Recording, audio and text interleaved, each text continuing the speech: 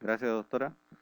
Bueno, primeramente saludar a la doctora Betty Castillo, que es la presidenta aquí del Cuerpo Médico, al doctor Julio Morón, director del hospital, a la doctora Gladys Espinosa y a todos los doctores que están aquí de manera presencial y de manera virtual.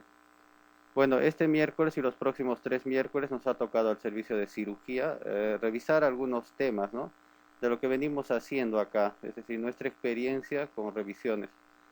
Hoy día tengo el honor y el privilegio de presentar al doctor Josías Ríos, cirujano del servicio, investigador y mi amigo ante todo, ¿no? Por favor, doctor Ríos. Buenos días con todos.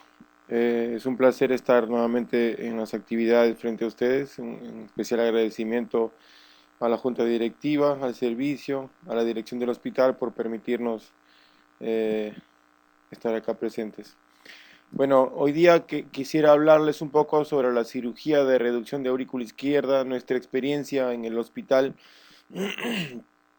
Más o menos vamos a revisar los casos que hemos considerado en un trabajo de investigación que ha sido aprobado por el Comité de Investigación y de Ética del hospital. Caemos en los países en vías de desarrollo como el nuestro, la valvulopatía reumática, la cardiopatía reumática es la principal etiología de la valvulopatía mitral. Evidentemente estos datos varían en los países que son desarrollados, donde la enfermedad degenerativa, principalmente la insuficiencia mitral mixomatosa, es la principal causa. Sin embargo, en nuestro país, como país en vías de desarrollo, la cardiopatía reumática, a pesar de que no hay datos estadísticos claros, asumimos que es la principal etiología de la valvulopatía mitral. De estos pacientes, el 19% son sometidos a cirugía, o perdón, del 19% de pacientes que tienen valvulopatía mitral y que son sometidos a cirugía, presentan megaaurícula. Eh, y esto es lo que a veces encontramos nosotros en los pacientes que vamos a operar, corazones bovinos realmente grandes, como vemos en la imagen inferior derecha, en la ecocardiografía transesofágica, una aurícula izquierda gigante que es o duplica a veces el volumen del ventrículo izquierdo. A esos casos en algunos pacientes nos enfrentamos. La pregunta es si es solo suficiente cambiar la válvula mitral o reparar la válvula mitral en estos pacientes. Pues definitivamente creemos que no. ¿Y cómo es que primero tenemos que definir la mega aurícula? ¿Cómo es que se define? Evidentemente hay muchas definiciones en la literatura, no hay una línea clara, un punto de corte claro.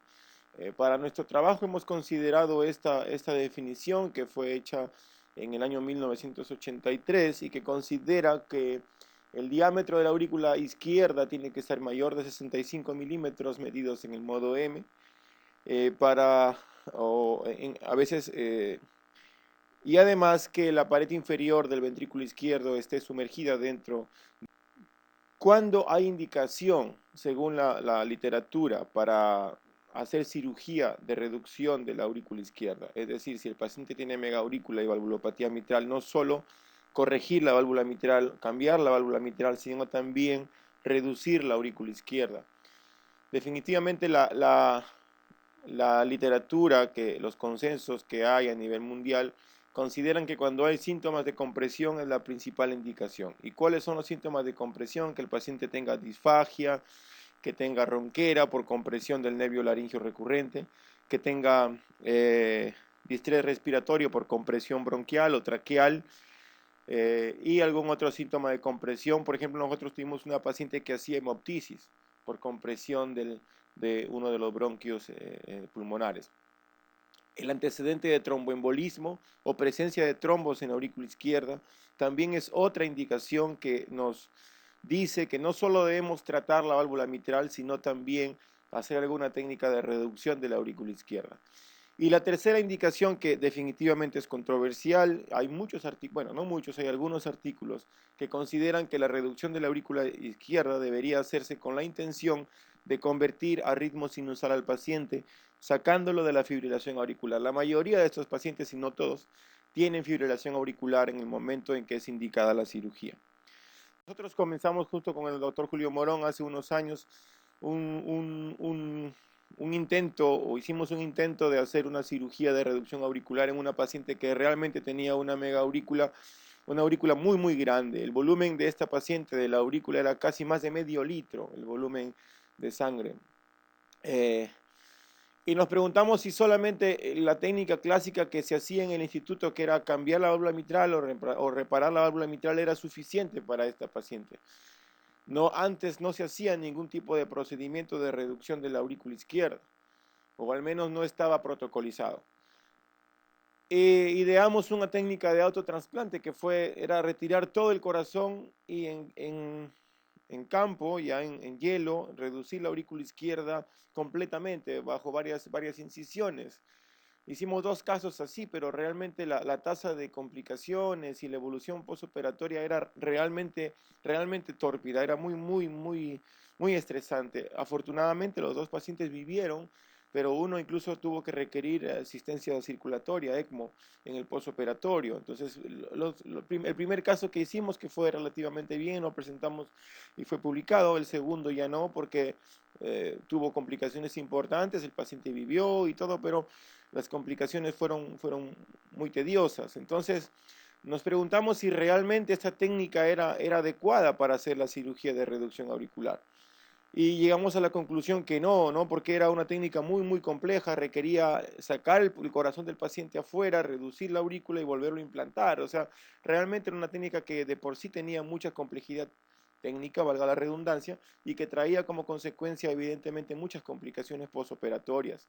Por eso es que desdeñamos esta técnica y empezamos a buscar otro tipo de técnica. Ideamos una técnica que nosotros le llamamos cirugía de reducción auricular en espiral o técnica espiral modificada, básicamente tomando como base una publicación hecha por el doctor Sugiki de Japón, que él publicó o diseñó una técnica que llama la técnica en espiral. Nosotros la modificamos, tratamos de hacerla más sencilla y es la técnica que actualmente utilizamos.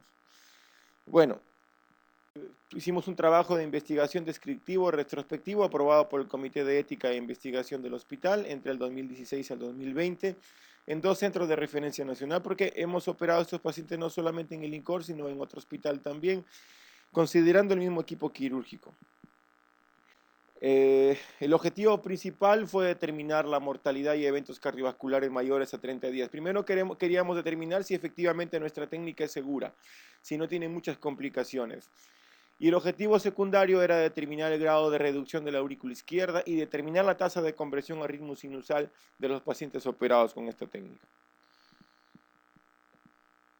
Los criterios de inclusión, bueno, pues eran todos los pacientes operados por técnica en espiral modificada en el periodo establecido. Exclusión, cirugía de emergencia, reoperados. Una paciente excluimos porque una paciente reoperada y un distinto equipo quirúrgico. Esta paciente fue una paciente que recuerdo claramente porque fue una paciente que falleció. Les cuento someramente el caso. Era una paciente de 45 años de edad que tenía una valvulopatía mitral de larga data y que vino por ya a un antecedente de embolia.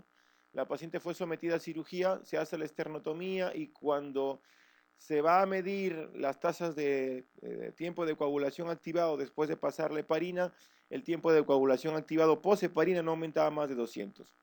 Tenía un síndrome de resistencia a la heparina muy importante. Entonces no se permitió en primera instancia operar a la paciente. La paciente sale al postoperatorio, va a la sala general de cuidados generales en piso y se empieza a estudiar a la paciente. Se llega a la conclusión de que tenía un síndrome de resistencia a la heparina muy grave. La paciente creo que esperó 2 o 3 semanas después de la primera intervención para decidir qué es lo que se iba a hacer con ella. Tenía una valvulopatía mitral severa con una mega aurícula, antecedente de tromboembolia y presencia inclusive de trombos en la aurícula izquierda.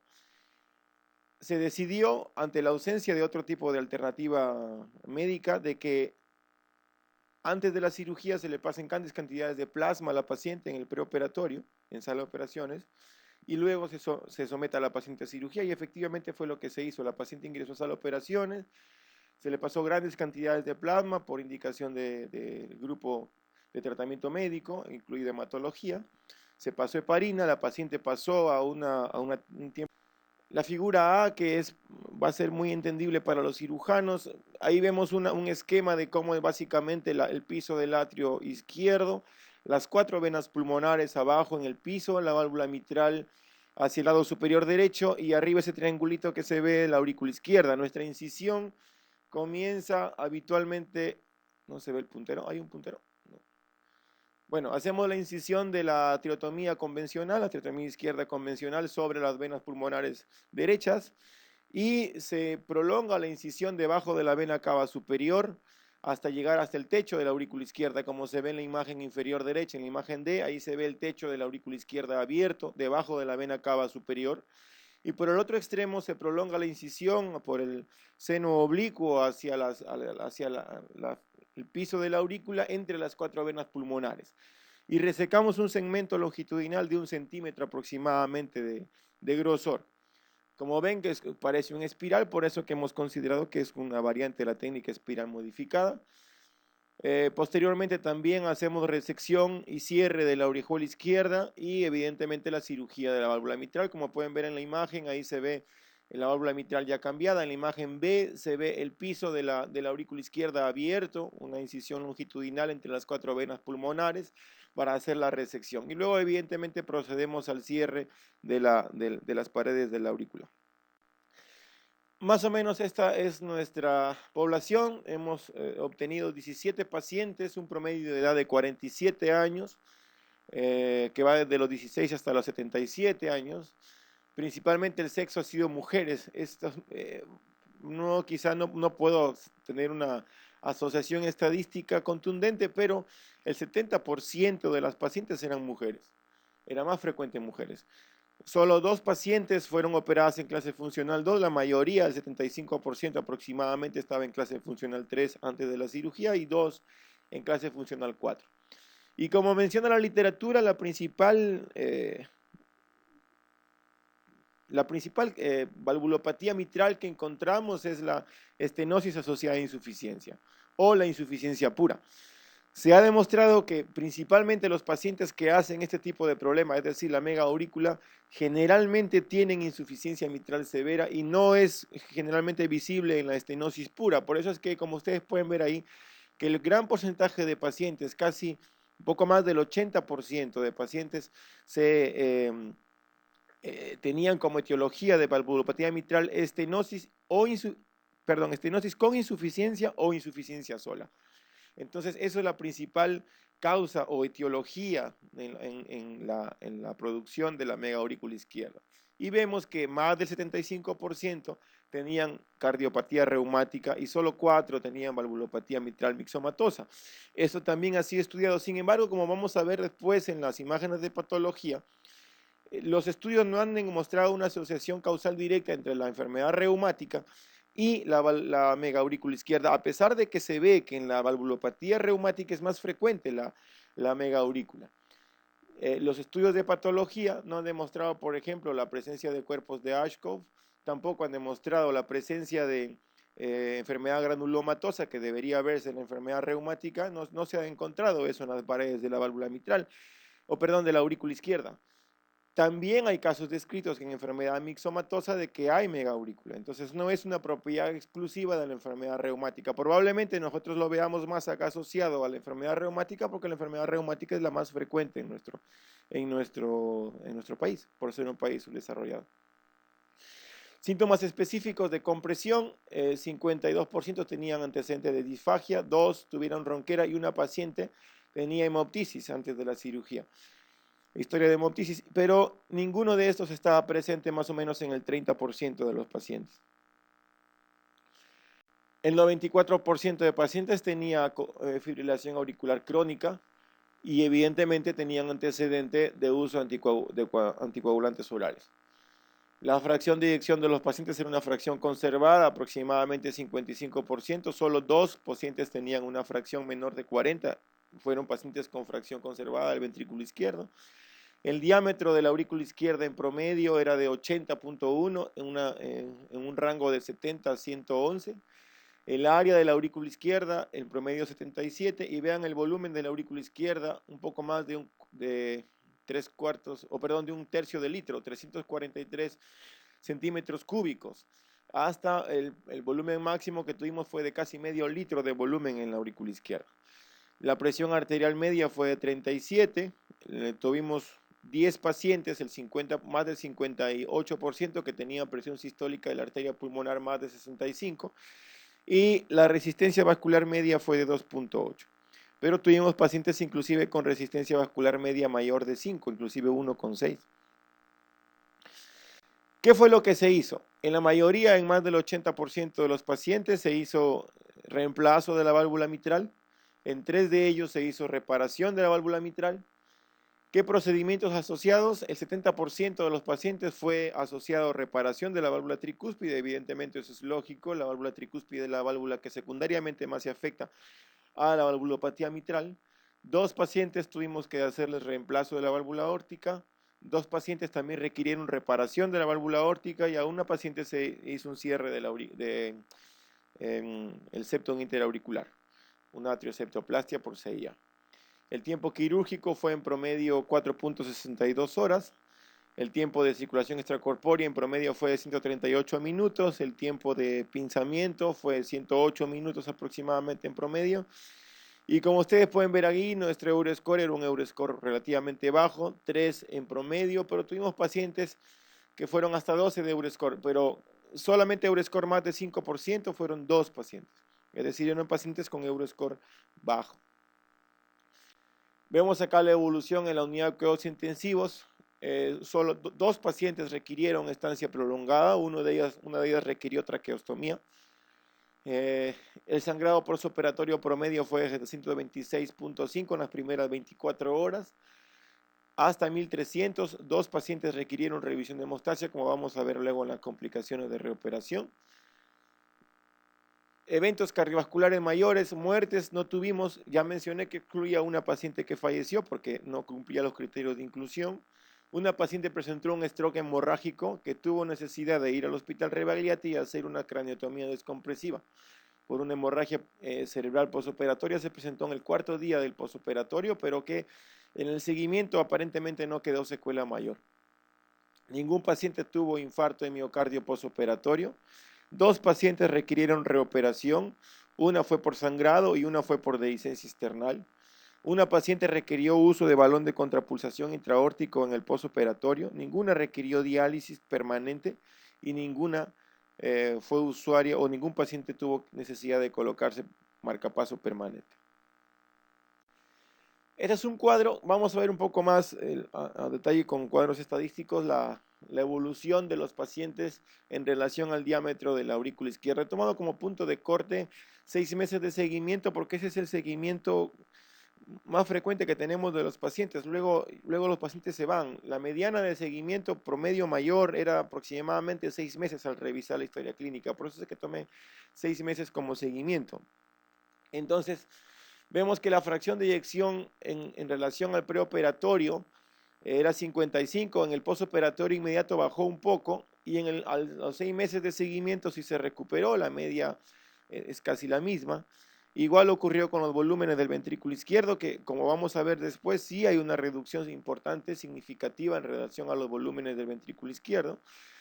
El diámetro de la aurícula izquierda pasó de 79.71 en promedio al postoperatorio inmediato a 47.2, y a los 6 meses de seguimiento se mantiene el diámetro estable en 48.18 milímetros de mercurio.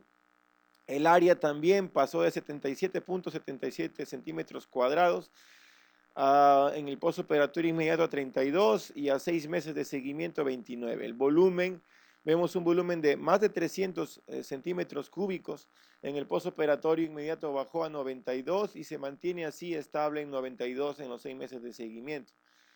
La fibrilación auricular crónica estaba presente en el 94.12% de pacientes en el preoperatorio.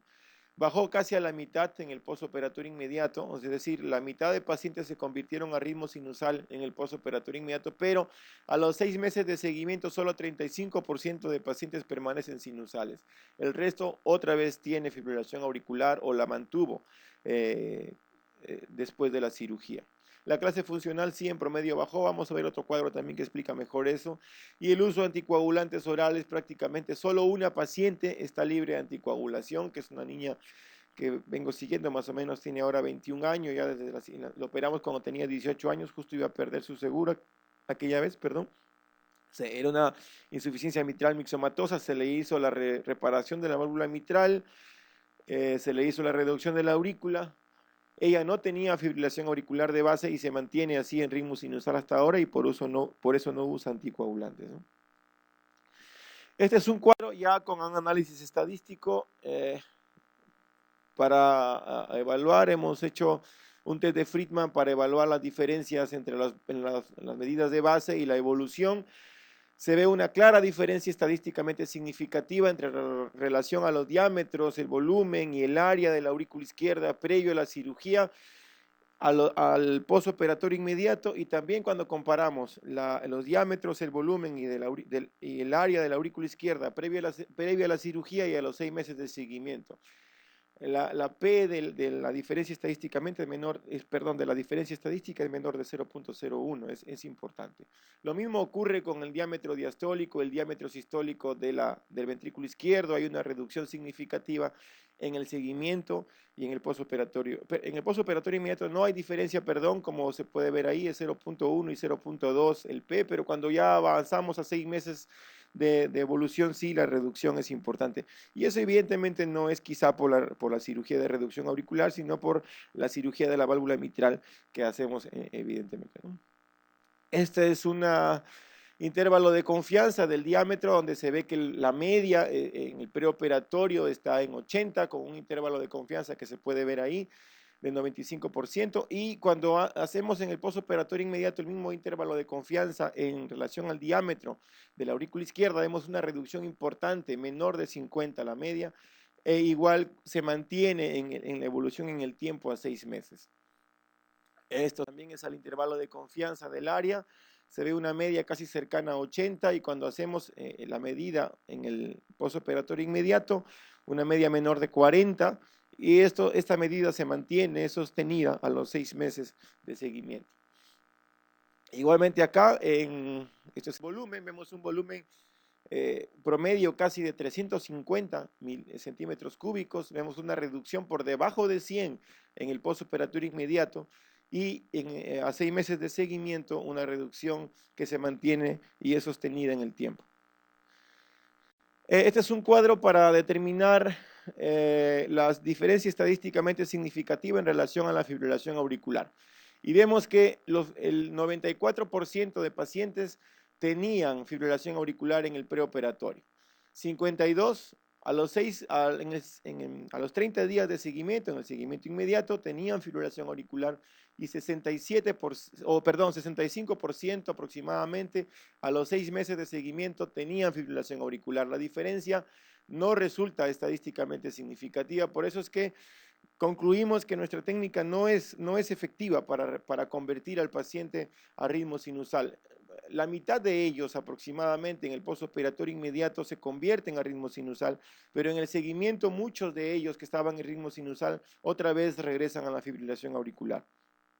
Y evidentemente los test estadísticos así lo demuestran. Esta es la evolución de la clase funcional. La clase funcional principal en el preoperatorio, como podemos ver ahí, era la clase funcional 3. Luego en el seguimiento a 6 meses vemos que ningún paciente está en clase funcional 3, la mayoría está en clase funcional 1, 82%, y solo 3 de ellos estaban en clase funcional 2. Esto es lo que en la patología analizamos 7 especímenes de patología junto con el doctor Aguilar, que es nuestro patólogo. De paso agradecerle ya su tiempo y su disposición para ayudarnos en esto. Y no encontramos ninguna evidencia de carditis reumática en los especímenes enviados. No encontramos células de Ashcroft, ni tampoco encontramos granulomas, ni histiocitos, ninguna enfermedad granulomatosa. Por el contrario, se encontró muchos acúmulos de linfocitos y de infiltración linfocitaria crónica en los especímenes que enviamos a patología, concluyendo simplemente como una inflamación crónica de la aurícula izquierda, en la mayoría de los pacientes. Vemos acá abajo en la imagen C y D, donde dice E debería ser C, se ve una mega aurícula izquierda prequirúrgica con un diámetro desde la base de la válvula mitral hasta el techo de la aurícula de 75 milímetros, un volumen de 270 y un área de 75, que en el postoperatorio, en el seguimiento ya después de la cirugía, se ve una reducción visualmente muy significativa, y cuando se hacen las medidas se ve que el diámetro está en 44, el volumen en 127 y el área en 32. Es uno de nuestros pacientes operados. Conclusiones. Concluimos que nuestra técnica es segura, con bajas tasas de complicaciones y de mortalidad en pacientes seleccionados. Nuestra técnica reduce en forma significativa el diámetro, área y volumen de la aurícula izquierda. Sin embargo, no recomendamos nuestra técnica sola como tratamiento de conversión a ritmo sinusal.